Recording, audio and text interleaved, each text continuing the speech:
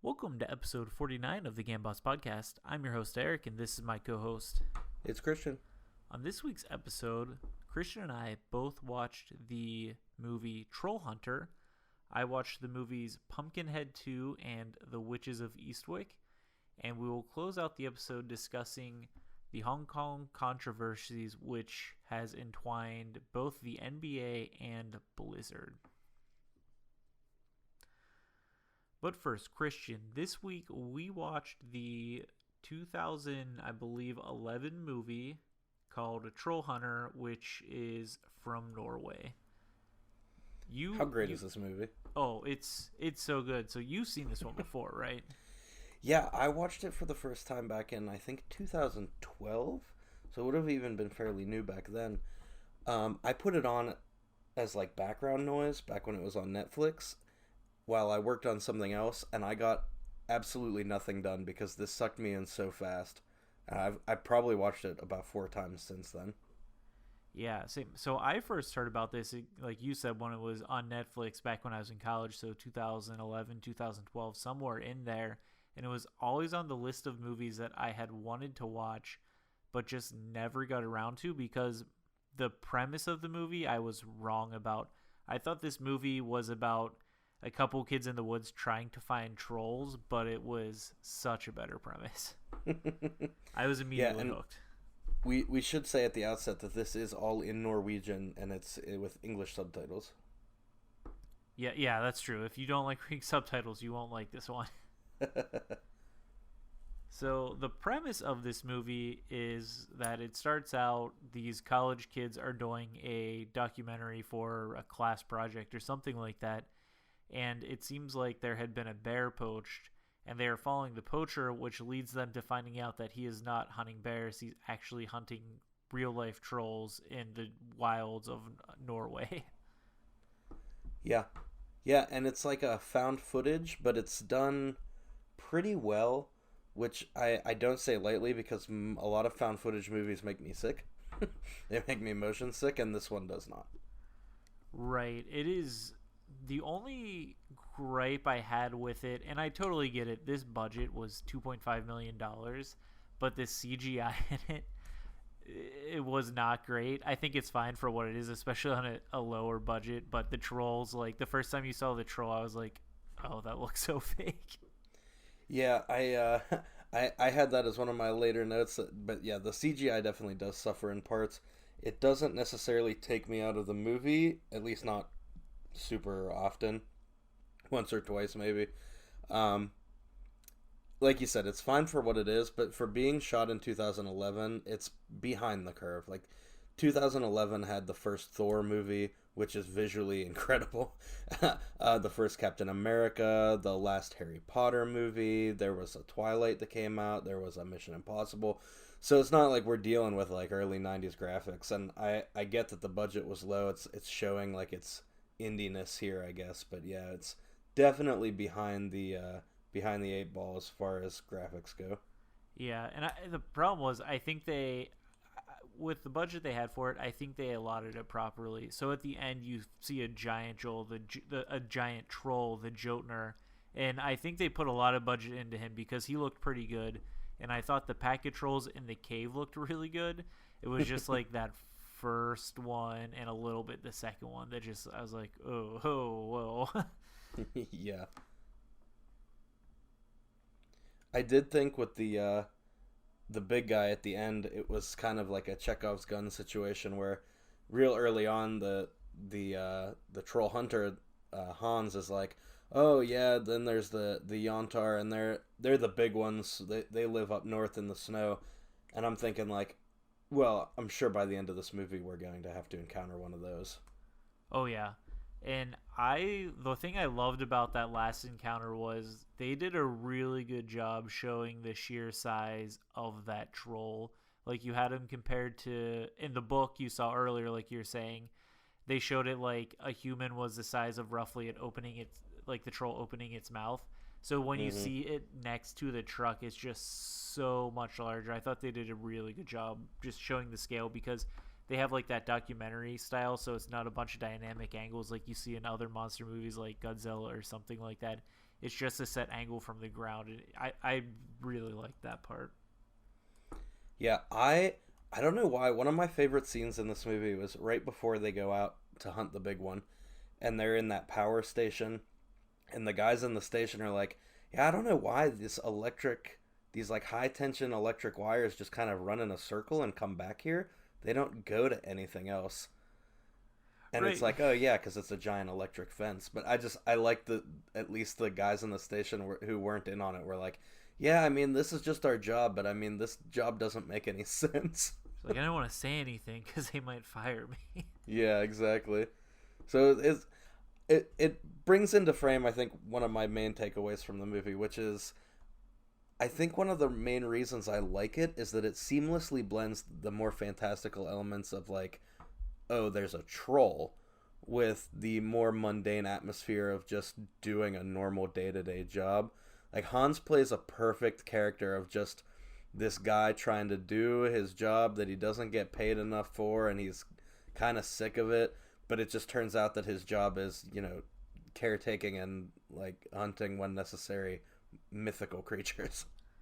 Yeah, another like kind of backpacking off of what you said. A part of what I like too is like they tried to ground this in realism a little bit, so they had the whole taxonomy of the trolls, and and they were not just killing them; they're like a wild game population. They had to go and get blood samples and all this stuff, and it was run by essentially a wildlife service, but it was secret. I like the choice to do all that. I think it only being an hour and 40-minute movie, I thought they did a good job of building like a background and a world behind it to make it seem more believable. Like it just wasn't a one-off situation. They tried to explain all of it, and I think they did a pretty good job.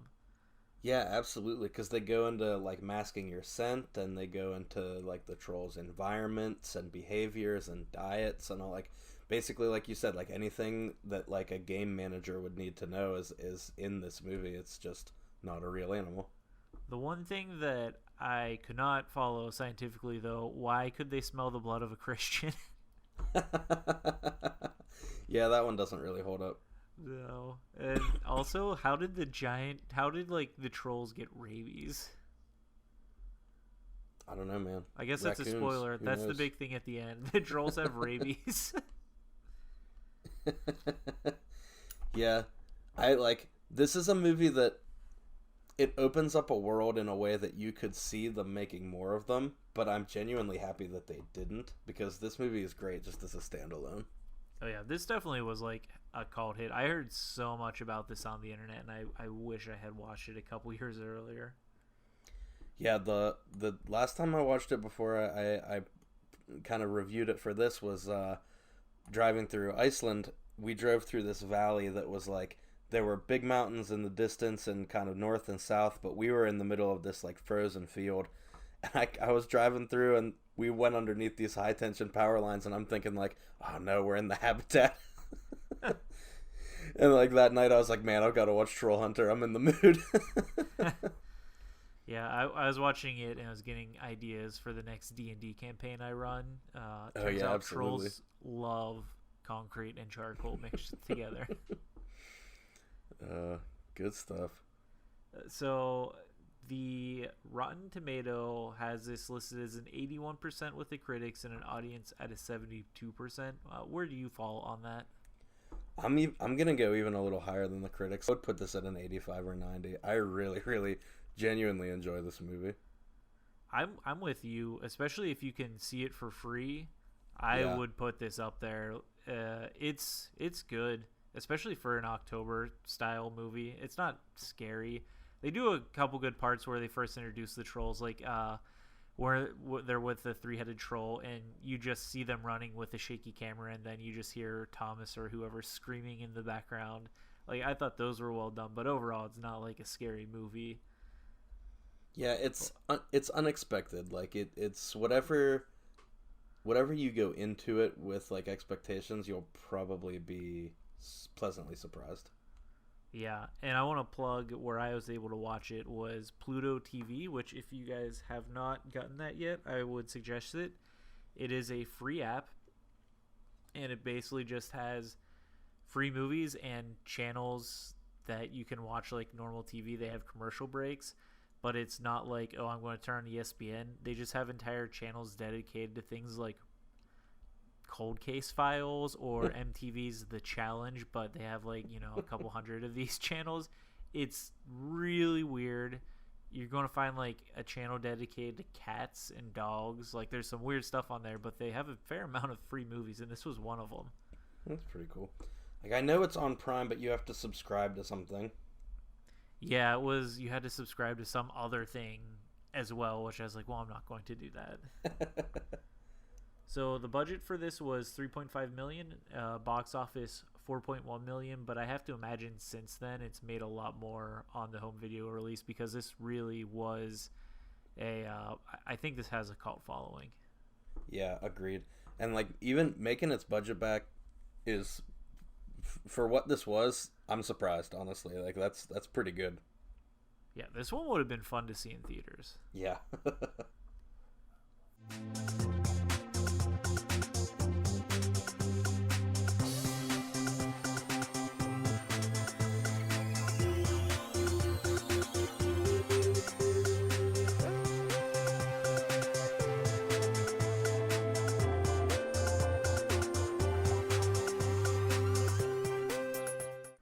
This past weekend, I watched Pumpkinhead 2. And normally, I think when we talk about movies, we try and lead in with the first movie, but I watched the first movie last year, so I want to talk about the second one. Did you ever see any of these Pumpkinheads, Christian? I have not. Like, they've always been on the list of stuff that's like I would pass it at the video store and be like, that looks terrible. Yeah, I mean, I would say Pumpkinhead 2 is a good, bad movie, with the caveat that I feel like it makes more sense if you watch it after seeing Pumpkinhead. The first Pumpkinhead is a really generic 80s horror movie.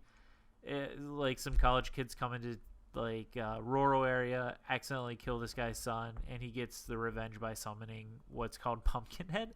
But it's like this demon. They just call it Pumpkinhead, I think, to have like a Halloween connotation. It looks nothing like a pumpkin. It looks like an alien.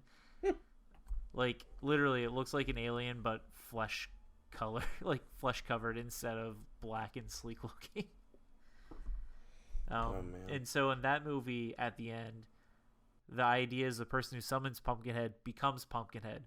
Pumpkinhead 2 throws all of this out the window except for the monster and this old woman who summons him. And so Pumpkinhead 2 came out in 1994. It was 6 years after the original, and it was straight to video. Oh, wow. That's never a good sign. No. And it does not follow the original story at all. In this one, pumpkin heads are created by a woman having sex with the prior Pumpkinhead and having a deformed child. No. But here's the thing, Christian. That child didn't become Pumpkinhead until a bunch of city folk came in and gruesomely murdered him, but then waited like 60 years till he was summoned and he became the next Pumpkinhead. It's real unclear how you actually become a Pumpkinhead in this one. Yeah, the line of Pumpkinhead succession. Right. And so this movie really felt like it wanted to be two completely separate movies, because Pumpkinhead just goes on a killing spree and you're like, who's he killing? But it's very clear this thing's killing like they were like greasers from like the 50s. Oh my god. But then the side story is there's some high school kids that accidentally like hit an old blind woman with a car and then went to her house to see if she is okay, and then like she cursed them and Pumpkinhead came back to life, but he was the kid they killed, so he was going on his own revenge, but also when he is done he's going to kill these other kids. Oh man, yeah, this doesn't sound like it knows what it wanted to be. No, not at all. And what makes it worse is this movie has some weird choices on shots, and I'm not joking when I say this. At least 30% of this movie is shot in like an off-angle tilted camera. So for whatever reason, the camera is just kind of sideways. Oh God. And it's not even like in a high tension scenario or like trying to visually affect you. It's like they're going into a general store and it's sideways and you're just like, why would this be the shot you chose? And they had a lot of just distracting choices like that. There was a ton of overacting. Like no one in this movie did not just go over the top. The main lead they have for this was a sheriff, and he was so bad. Oh man, I love to see it. So this one was I'm seeing here called Pumpkinhead Blood Wings. Does he have blood wings? No, and this is another entirely mind-boggling choice. So Pumpkinhead kills these people. And he's leaving basically a V in red with their blood around. And they're like, what could this be? What could this be? Like, when you hear blood wings, you're like, oh my gosh, Pumpkinhead's going to have wings or something. No, the greasers who killed the kid in the 50s, they were part of the Red Wings Club, which had red wings as their symbol. And so this was him letting them know he was coming, but he made them in blood. So they had blood wings then. It was so stupid. That's a reach.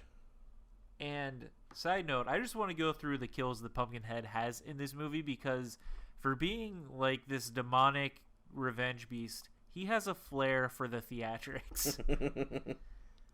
So the first guy he kills throws him onto a meat hook, could happen. Second guy he kills, he gets him and has like a WWF style backbreaker on him. Oh my God. Towards the end, he impales a girl he pulls a giant spike out of the ground, impales a girl, and then her boyfriend yells, and then he turns around and impales the boyfriend as well, and then puts them into a tree. And then by far my favorite, because it made no sense, it was like the final guy from the 50s he was trying to kill. The guy walks out and his room is just covered in red, like blood wings, but no one's in the room. And he's like, what's going on? And then 20 seconds later, Pumpkinhead busts through the door and kills him. So the idea is that Pumpkinhead actually snuck in first, drew those all over the walls, and then just waited outside for him to come and see him. So I guess a little spoilery, but how do you deal with a Pumpkinhead? Like, what is the solution to this problem? Surprisingly easy. So throughout the movie, people are just taking pot shots at him with a revolver. Turns out, if you have about 5 guys with shotguns, you can kill Pumpkinhead by just firing at him, So in succession. There is nothing inherently magical. You don't need you don't need to decapitate him or like hit him with a magic sword. You just need to pump him with enough bullets, and that'll do the job. Right. They did that and then just shoved him down a well. And he was killed by a posse of people who had 2 appearances in the movie. Oh my goodness. What a film. Yes. So, how is this doing on Rotten Tomatoes? So Rotten Tomatoes has this at a 7% critic score and a 19% audience score, and I think that seems about right. I'm closer to the 19% audio. I would say this is maybe, I think it's better than Christopher Columbus. Well, I mean, that's a low bar to clear.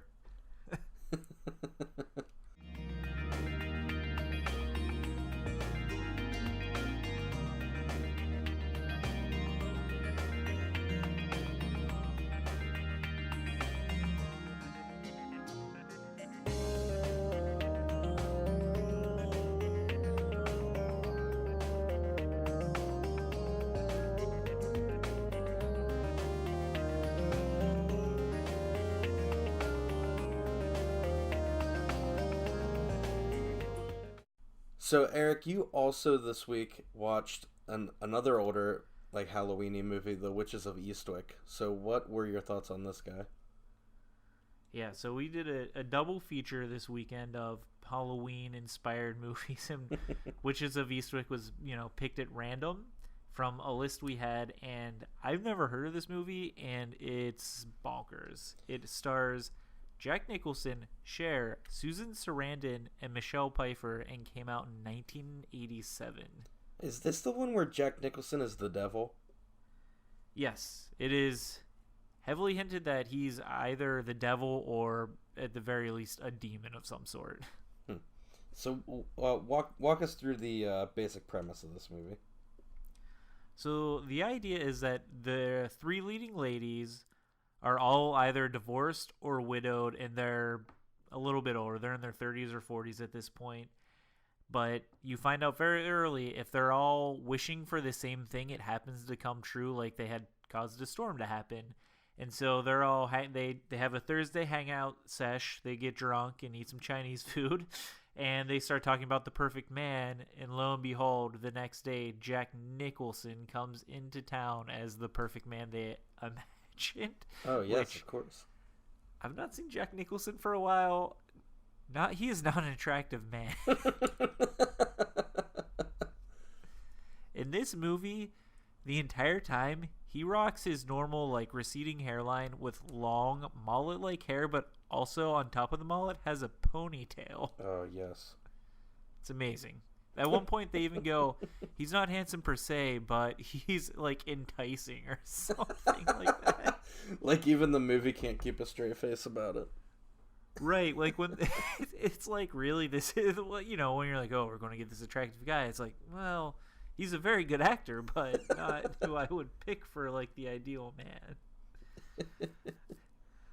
So he eventually seduces the women, and then they have hijinks because they get pregnant. I mean, there's just a lot of stuff. A lot of stuff happens. Oh man. So do they have powers then? So they do, but they never, like, clearly define them. So you learn that if they're all laughing at the same time, they can float, and that comes into play twice. If they're all wishing for the same thing, they also have powers. Like at the end when they're trying to get Jack Nicholson to leave him alone, they clearly have powers. They create a voodoo doll. They do a lot of stuff to him, which is probably actually the best scenes of the movie, is just all these unnatural events happening to Jack Nicholson while he's like trying to get back to his house to stop them.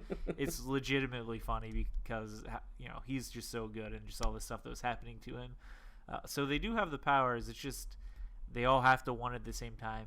Weirdly, they like kill someone in this movie, but it's never fully addressed. And I think they try and play it off because her, like, the person who died's husband technically killed her, but they're all like wishing for her death and causing her like to go crazy. So I'm pretty sure they killed this woman.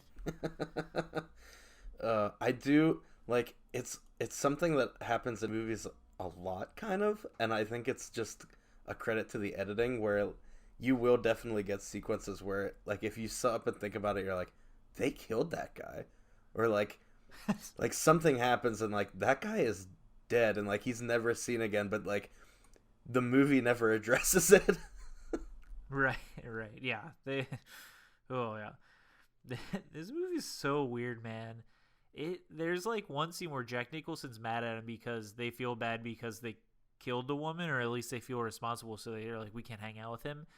And so to get his revenge, he knows what their three greatest fears are. One of the women just doesn't like to get old, so she has like 5 seconds of seeing herself get old. She's like, oh, that was bad. The other woman like sees herself covered in snakes, and she's like, oh, okay, I'm over it after like a minute. The third woman just has internal hemorrhaging and almost dies and is bleeding constantly. And like, that's so different from the other two. Yeah, that's a lot. Oh man.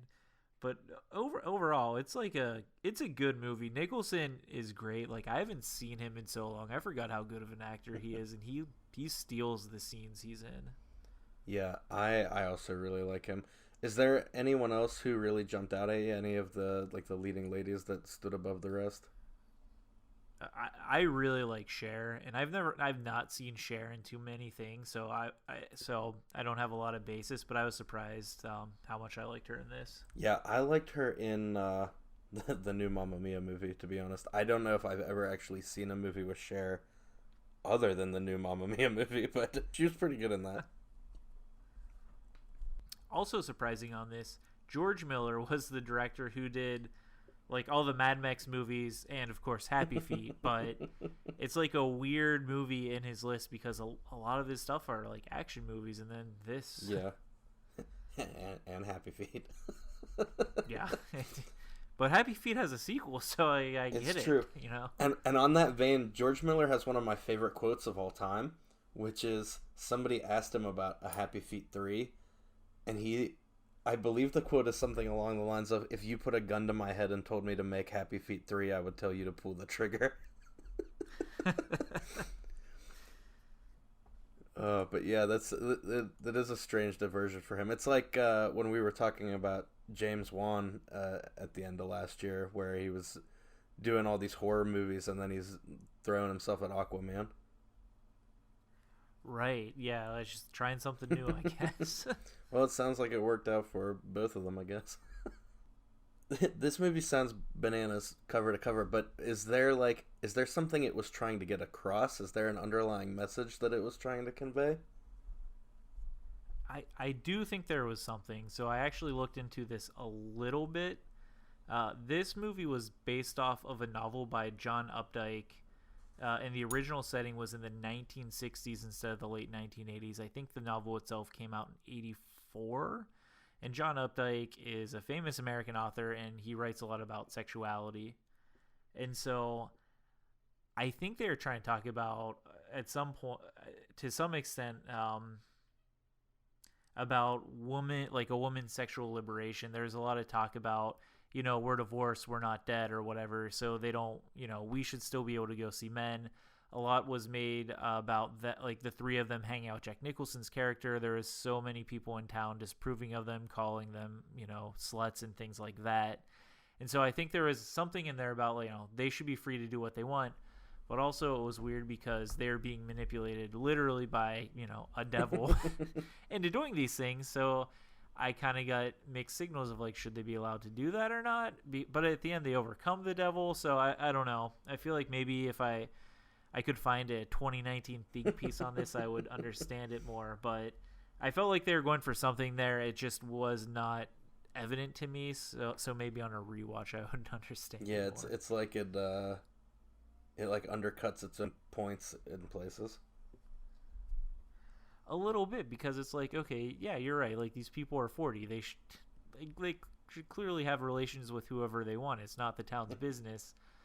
But then also it's like, you muddy that when it's the devil and he's manipulating them and he's only doing it to impregnate them. And they fell for it. Like, there's one scene where Cher's like, you're disgusting, I'm not sleeping with you.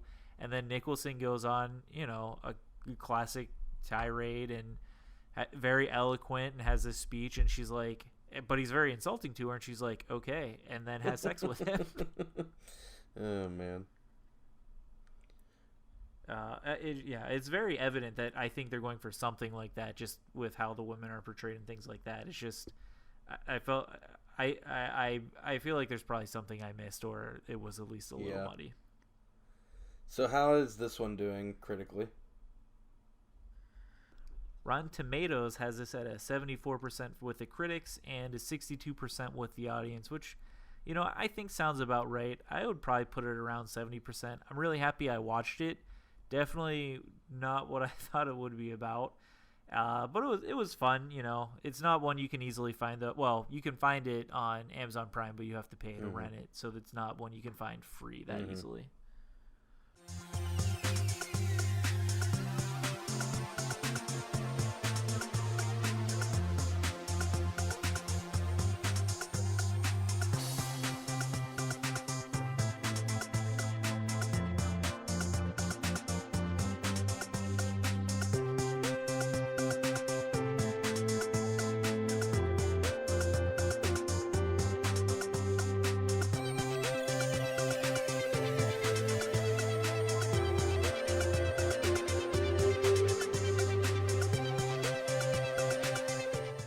So in the past week or so, Blizzard and the NBA have gotten a lot of media attention relating to the Hong Kong protests in China. So first, on October 8th, Blizzard ended up suspending Chung Blitzchung Ningwai, who is a Hearthstone pro based out of Hong Kong. He's a grandmaster, which is, a pro in Hearthstone level. He was suspended for 1 year, which was eventually dropped to 6 months after a lot of outcry, and they refused to pay him his earnings for the season, which again was rescinded after the uproar, for using a post-game interview on October 6th to voice his support for the Hong Kong protests that are currently going on. And the NBA had sort of a similar issue, and Christian, I'm going to let you explain that one. Yeah, so the situation with the NBA is kind of similar. It's an issue of somebody speaking out, and the powers that be didn't much care about it. So Daryl Morey, who's the general manager of the Rockets, sent a tweet that said, "Fight for freedom, stand with Hong Kong." The tweet has since been deleted, but it basically set off a firestorm immediately. Because the NBA has a huge market in China, and they didn't much care for that, so they started calling for all sorts of stuff. They said that they weren't going to show the preseason games in China. They are pulling Rockets gear off the shelves in China, and it's been a similar uproar.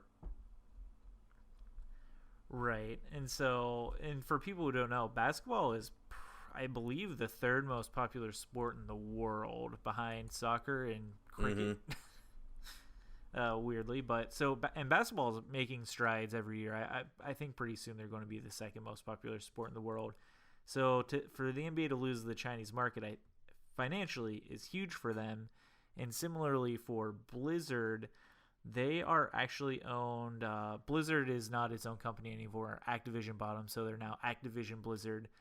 4.9% of the interest in Activision Blizzard is owned by Tencent, a Chinese company. So a lot of the people were like, the only reason this guy got in trouble was because this company did not want China to retaliate and then lose money. It should also be noted that Tencent has at least some kind of a stake in Epic Games. They have a 40% share, I believe, in Epic Games, but the main guy who created, he has he's the major shareholder, and he has actually publicly come out and said he doesn't care if they leave. He's doing, he's not going to censor so speech. they're going in the exact opposite direction. Well, I think they saw everything that happened here, and they're like, nope, not even touching that. I mean, Epic Games right now is making money hand over fist with Fortnite, so I don't think they're too worried about that at this moment. Yeah. So I think we're going to get into, let's do Blizzard first, and then we'll do the NBA. So Blizzard changed their ruling, and they released a public statement saying that, we disciplined Blitzchung because he violated the tournament rules, specifically that he brought up a topic, or he said something that could bring public disrepute, offend a group of people in the public, or otherwise damage Blizzard's image by making these support Hong Kong comments. And they said they would have done this regardless if he came out as pro-Chinese, as being pro for the Chinese government. And they said that China had nothing to do with this ruling, which a lot of the internet is calling BS on. And I don't blame them. It would be, I think it would be one thing if they were to say something like that and have this be an isolated incident, but with the NBA thing happening concurrently, it paints a picture. It does. And here's where I'm a little bit torn on this one.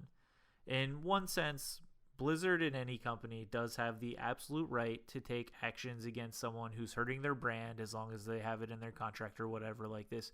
Usually these things are very vague, so it gives the company a lot of power. People signing these contracts don't usually have the bargaining power to get, things in their favor. But if they are going to start doing this, they can't enforce it haphazardly like they are right now. So 4 months ago, when Pride Month was going on, Overwatch, which is a Blizzard property, which has LGBTQ characters in it, they had Pride Month with the Overwatch League, which is supported by Blizzard. It was this huge thing for the LGBTQ community. Everyone supported it. But if you're going to start being like, okay, well, arguably there's a portion of the public that's offended by this, is Blizzard going to start, banning players who support movements like this? Yeah. So I mean, it's one of those things where it's like, I guess pick your lane. Like to me, it seems like they're trying to. I never actually put much stock into this until now, because it was a lot of Gamergate people saying this, and they're all crazy. But they're like, look, Blizzard's pandering to the SJW crowds. They're only doing this because they can make money. And now it's like, well, maybe, I'm of the opinion maybe they were doing that because they were making money off it. They were okay, even though a portion of the crowd would be offended under their own rules. But when it comes to Hong Kong, it actually hurts their own interest, and they're like, no, you can't talk about this at all. Yeah, so I think this goes to a larger point, at least of in the Pride Initiative bit, which is, I mean, a lot of companies do this. They're going to go real heavy and real hard into something like Pride because they know it's going to make them look good. It's going to make them money. But then, like any other time of the year, they're not really going to care about anything. They're going to choose to care about the things that align with their interests. Like, full stop. That's going to be... It's not a matter of, like, picking and choosing the... It's not a matter of picking and choosing, like, what sides you're going to come down on, so much as it is picking what fights you want to have because it's going to reward you. Like, these are companies, they're not people. They're not behaving in a specific way because they think it's, like, morally correct or anything. They're behaving every way to bolster their own finances, to do what they need to do, to have a, they have a fiduciary responsibility to their shareholders and things, so they're going to do what they have to do to make the money. Yeah, and at this point, I mean, number one, I think people need to not put so much stock in companies being like, yeah, they're championing for our rights, because at the end of the day, they don't have your best interest at heart. They want to sell you a product or a service or whatever, and they'll do it really in it. They have their best interest at heart. Right. So I don't know. It's one of those things where now I think they've hurt their brand hard. I mean, a lot of people were trying to cancel their accounts and stuff. I didn't go that far, but it's one of those things where, if they're trying to talk about that, maybe the Overwatch team in Blizzard is very supportive of social issues, and some people inside the company are, but at the end of the day, those people are not making decisions for the company. It's the heads of the company making those choices. And those people that are inside the company that do actually care can put pressure on them. I know I saw I think it was the guy who kind of built WoW Classic from the ground up, said, like, I'm not going to be a part of this until this situation is rectified. Right. There was some walkout stage. I know some casters quit, esport casters quit in support, because I think not only did Blizzard but they didn't only suspend Blitzchung. I think they fired 2 casters who just happened to be on they were the the interviewers who, like, I'm sure were just, I mean, I'm not sure, but, like, more likely than not, they were just blindsided by this, so that kind of sucks for them. Right. So it's one of those things. And then the NBA is similar. I think the NBA actually has a lot more to lose than Blizzard does. Yeah, on both fronts, which is astounding that they managed to aggravate everyone.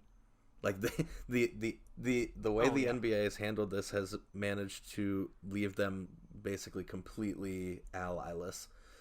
So this tweet comes out, China has the huge backlash, and then the NBA as an organization kind of says, oh man, like, we're sorry, but we don't necessarily, like, he doesn't speak for the company, kind of, and they're trying to backpedal his statements to win back the Chinese market, and all that's doing is aggravating the American public and the rest of the people in the NBA, because the NBA has historically allowed their players and their coaches and their managers and whoever to be very politically outspoken, which is kind of in stark contrast to a lot of other sporting organizations in the U.S.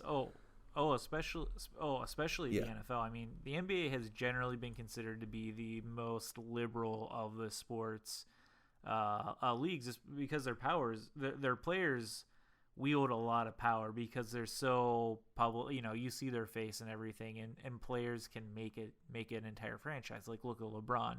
So it was just shocking to see the NBA kind of flat-footed on this one after they had other issues that Adam Silver did really well on. Like, he did well. I think he was generally praised for his handling of the Donald Sterling fiasco, the Black Lives Matter movement. I believe he was in power when Trayvon Martin was shot, and LeBron, Wade, Bosh, and when they were down at the Heat, they wore shirts in protest. Greg Popovich has been very outspoken about Donald Trump, and usually they've been, pretty supportive of letting their employees or players or whatever say whatever they want. So it was weird that this happened because you said they alienated the American public. They somehow angered both Democrats and Republicans on this Which one. Is tough to do in today's environment. Yeah, I mean, like we've been saying, the NBA has typically let their players and their coaches and whoever else kind of have free reign over their own free speech. I mean, Steve Kerr and Donald Trump got into like a public back and forth just a week ago, and there was really no pushback from the league on that. But it's because now this has threatened an entire international market that they're kind of freaking out about it. But I think there's only so much back and forth that they're going to be able to do because, I mean, the Chinese government doesn't allow free speech in a way that the American government does, and there hasn't really been a flashpoint like this up till now. But I think at a certain point, these companies are going to have to choose between their dedication to allowing free speech on their platform and their dedication to having a stake in the Chinese market, because those two things are eventually going to become mutually exclusive. Yeah, and I think what really hurts the NBA too is the GM was of the Houston Rockets, and the NBA started becoming really popular in China when Yao Ming was drafted to the Rockets and played his career there. Like, he was so popular in China and probably was the biggest advancer of getting basketball and, well, the NBA into China, because, he was a superstar in the US, but he was like a mega star in China. And so you have the ownership or the management of, his former team, which I'm sure a lot of people in China were like fans of the Rockets, coming out against that.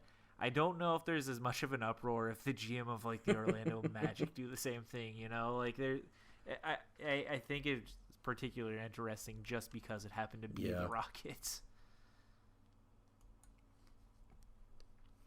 Okay. Anything else on that? I don't think so. I will just say, sorry. At least on the NBA side, if anybody's looking for like a good, quick but in-depth, the podcast The Daily has a 30-minute episode from a few days ago that is basically a history of the NBA with China and why this has become such a flashpoint so quickly. It was really interesting. I didn't know much about. I kind of in the back of my head knew that the NBA was big in China, but I didn't know how big. And this was a great crash course.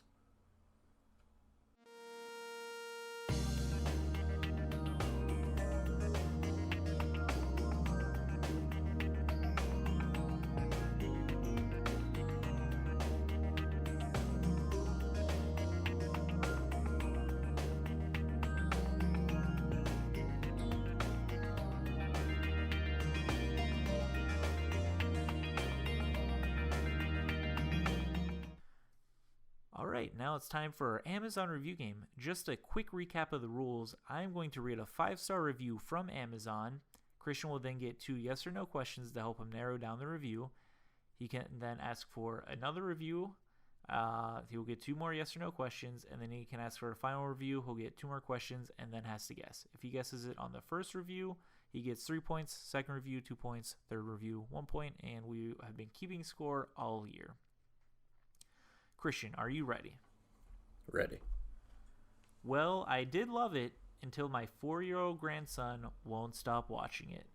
I really like the themes that run throughout this film, Emmett starts off by just being like everyone else. No one's special until someone tells him he is special. This is a journey of self-discovery and learning that being different from the status quo as well as what others expect you to be allows the individual to become someone special and potentially do great things. While it has the evil characters, they are portrayed in a way that is not frightening or dark. Finally, the ending lends itself to an important message that parents may or may not see themselves in. Great movie for all ages, including adults. Remember, everyone is special.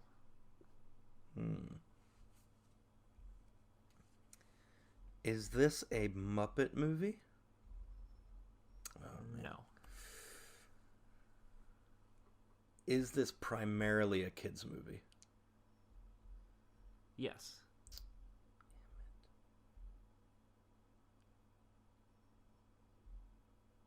Yeah, I'm gonna need a second review. When you asked Muppets, were you thinking of Emmett Otter's Drug Christmas? No, I was trying to remember if he was the Muppet that was like brothers with Jason Segel. Oh, yeah, I can't remember that Muppet's name. It might have been Emmett. Sorry. Okay, I'll read the second review. What I worried would be a feature-length commercial is instead a very funny and somewhat subversive film overflowing with ideas, puns, perfect music, wacky cameos by everyone from Shaquille O'Neal to a wonderfully warped and dark Batman, given terrific voice by Will Arnett. It's the Lego movie. I think Yes. we did do this one at some point. It may have been before I'm sorry, 20 Christian. though. My bad. It's fine.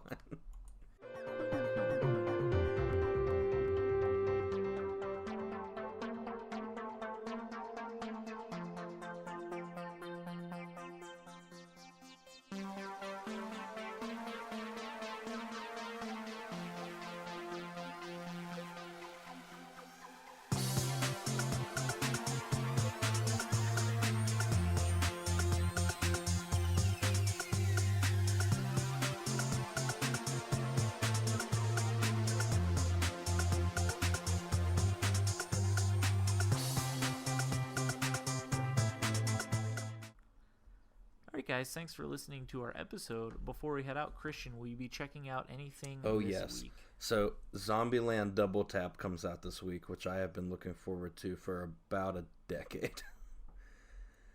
Other than that, the second Maleficent movie comes out, which I'm definitely interested in, but I never watched the first one, so I may be watching the first Maleficent to get ready this week. We'll see what I have time for. Other than that, I'm just going to be watching probably the new episodes of Good Place and Perfect Harmony, which are the two shows that I've been keeping up with this season. This week, I'm not too sure what I'm going to be checking out. I actually finally finished Life is Strange Before the Storm, which was a prequel to Life is Strange. I might talk about that next week. It was good. I'm still playing Until Dawn. Hoping maybe I'll be done with that soon so I could talk about that as well. I chose too many games at once and now I'm just like trying to finish them off, but I haven't actually been in a gaming mood lately. And television wise, I actually started rewatching How I Met Your Mother, which is not new television. I'm in the same boat with games, honestly. Like I'm still working my way through the Assassin's Creed 2. Like I'm playing nothing new. I'm playing like remasters of everything. I have the Final Fantasy X. I have Assassin's Creed 2. I downloaded Castlevania Symphony of the Night, and I downloaded Castle Crashers. None of them are new properties. Right. Have you gotten a chance to? I saw you had downloaded like the combo pack of the Castlevania games. Have you got a chance to play it yet? Yeah, I started Symphony of the Night. It's pretty strange. They changed some of the dialogue, including like some of the most iconic dialogue from any game, as far as I'm concerned. And the entire thing is shot in like it's like a letterbox because it won't fit on a normal sized TV screen now. So it's a little strange. Yeah. Well, hopefully it gets better. Movie wise, I didn't know Zombieland was coming out. I might try and watch that. I kind of want to see the Joker. I kind of don't. I feel like I should if we're going to talk about it, but probably not going to. I have no drive to see the movie.